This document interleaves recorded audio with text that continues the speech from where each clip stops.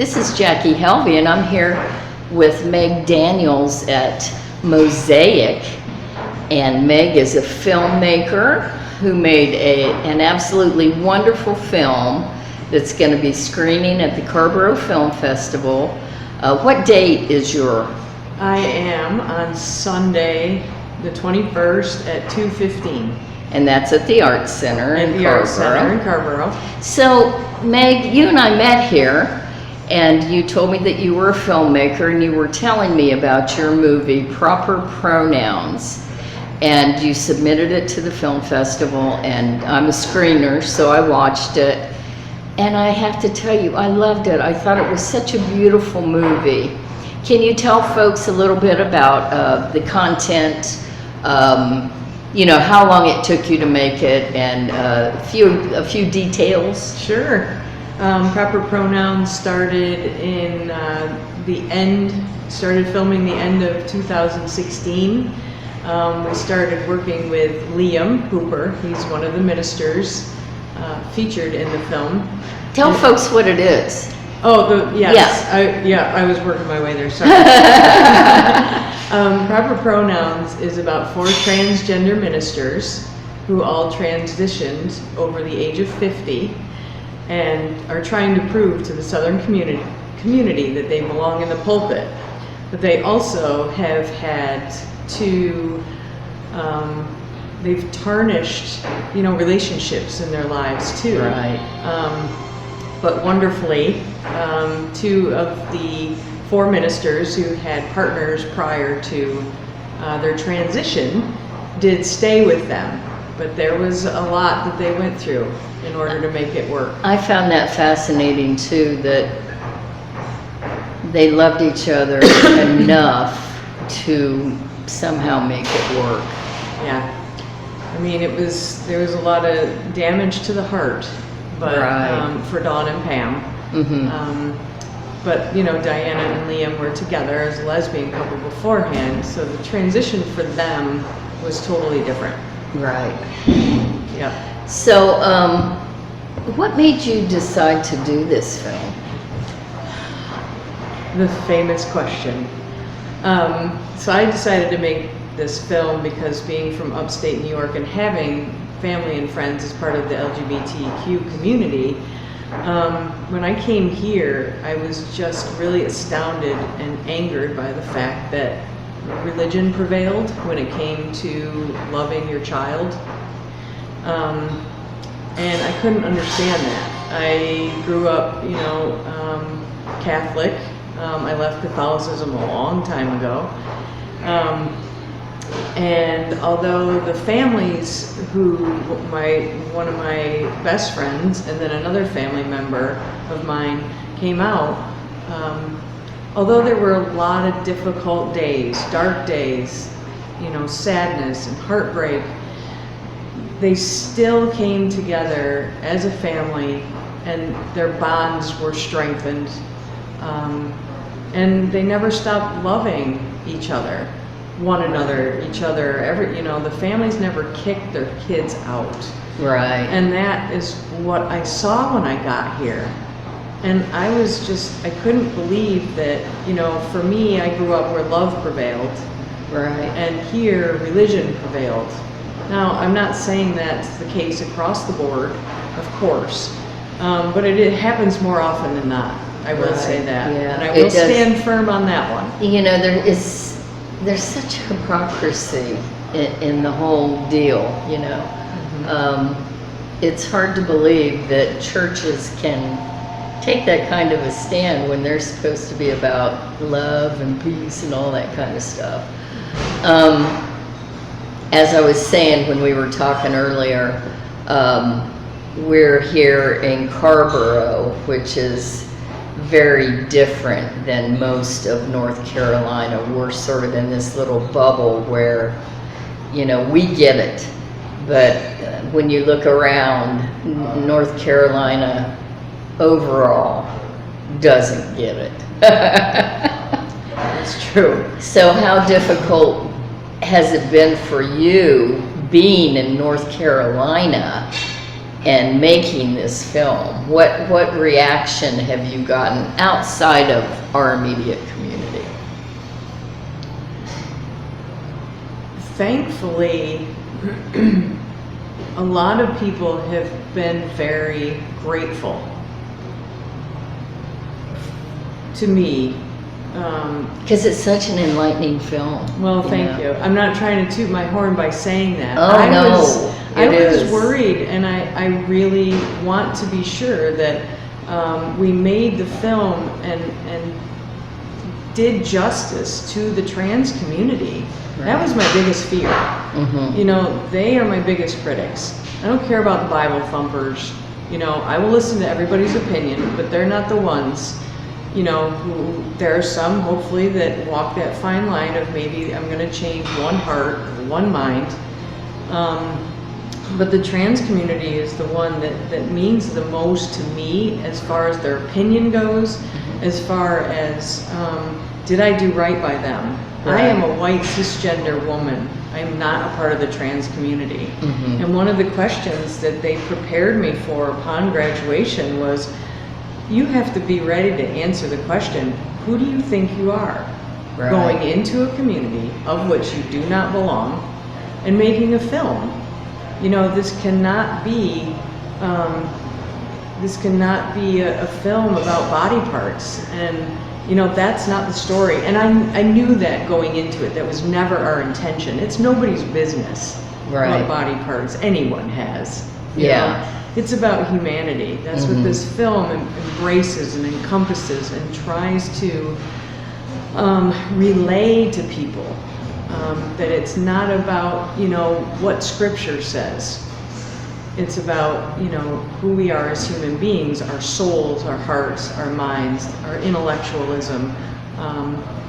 And so, you know, I've been trying to prepare for the last 2.5, 3 years now to answer that question. And I feel that one of the things that was most important to me when I did decide with my thesis partner, Manny Robinson, to make this film is you go in and the first and foremost important thing is to earn their trust and earn their respect.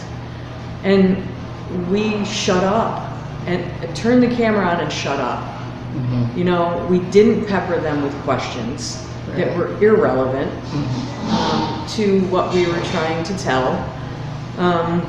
We also had several questions that we didn't, you know, we would look at each other and we would just scratch the question because curiosity is not part of this film as far as, like I said, body parts, right? It's about identity and who we are. Right. And so Manny and I would look at each other and just say, no, we're not asking this because this is a question that we came up with out of curiosity, and that was not our intention. If they wanted to talk about it, which all four of them readily talked about it, but it stayed on the cutting room floor.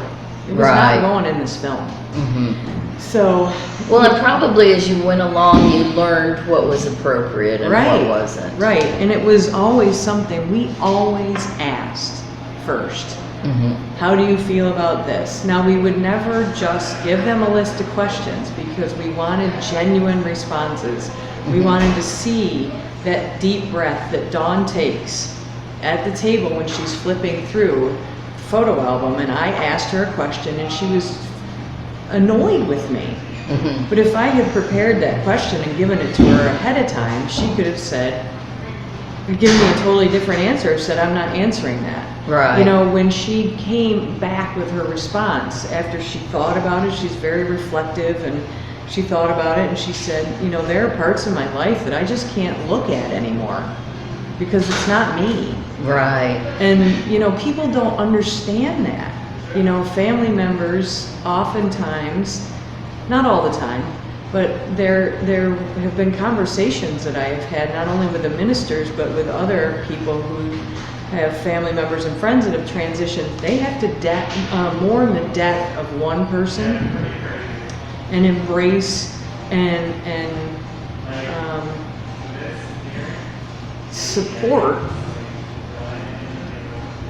the birth of another. Right. And for people who aren't transitioning, you know, they don't realize sometimes that, and that's what happened for me here in the South, is they don't realize that they're the same person inside. Right. You know, they just don't look in the mirror and cry anymore every day. Yeah, yeah. And, you know, they're comfortable in their own skin. So, Which is what everybody should be. I mean, Right. that's a pretty basic human need. it's primal. Yeah, to be who you are. Right. Yeah. It's a primal need, because otherwise we can't function in society the way that we all have attributes to offer, Right. you know?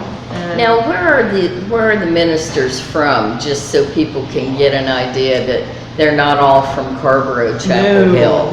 No, they are in, you know, some tough areas that are still not welcoming.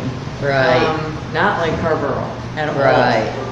Dawn is in Gastonia, which is near the South Carolina border. Uh-huh. And that is still a Confederate flag waving town. Right.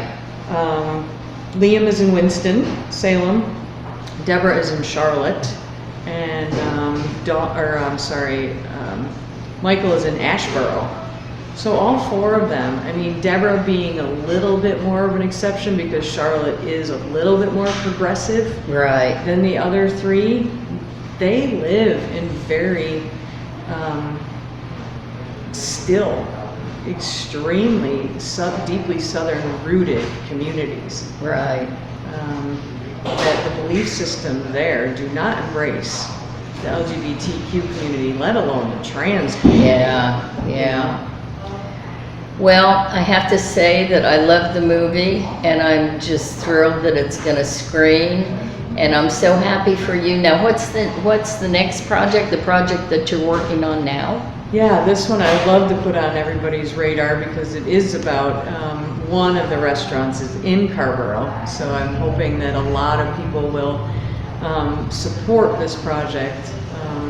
It's called Taking Orders, and it started when I was sitting at the bar at Restaurant Provence in March 2020.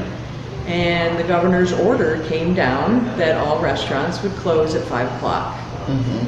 And he's a friend of mine, very good friend of mine, and I was devastated for him because, you know, there were things already that he was trying to reorganize and redirect with Restaurant Provence as it is, and I just thought, oh my God, this could close his doors for good.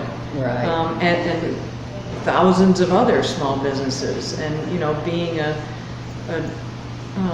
artist and small business owner myself, you know, we didn't know if we were going to weather the storm, and thousands didn't. So Right. it was originally going to be a podcast, and I decided to make it into an episodic docuseries. And there are 4 small North Carolina companies, obviously now Mosaic, Vimala's Curry Blossom Cafe, CrossFit Local in Chapel Hill, which is a gym, and a candy store started by a 9-year-old in Winston-Salem. And the underlying theme of this film, of this series, is how these restaurants reimagined their livelihoods and reinvented themselves during the pandemic. But one thing, I mean, they had reactive methods that they put into place, you know, starting takeout and pickup. And, you know, Provence was not a takeout restaurant. Right. You came here for the experience. Right. So that was foreign to them. So they reinvented themselves quickly, but then they put into place a lot of methodologies that they came up with over time. But one of the most devastating things for so many businesses was they did not receive the Paycheck Protection Program money the first round. When it came out, it ran out 13 days after it rolled out. And the more investigation that everybody was doing, There was a lot of money that went to Trump supporters. Huge publicly traded companies got the money, so they had outside investor funding. Right. And money went to white supremacist groups. And I just became so angry. And just like with proper pronouns, you know, I'm not a restaurant owner, nor am I part of the trans community, but I need to use filmmaking as a platform to educate others. Try to right the wrongs. At least have some sort of impact in, like I said, the hearts and minds of one person. You know, activism. You know, what are we going to do to prevent something like this in the future? Right. You know, now Congress, you know, the Small Business Association was the conduit between, Congress, who said, okay, here's all this money, deal with it. You know, the SBA is a tiny organization. Right. They didn't know what to do. They were, writing the rules every day.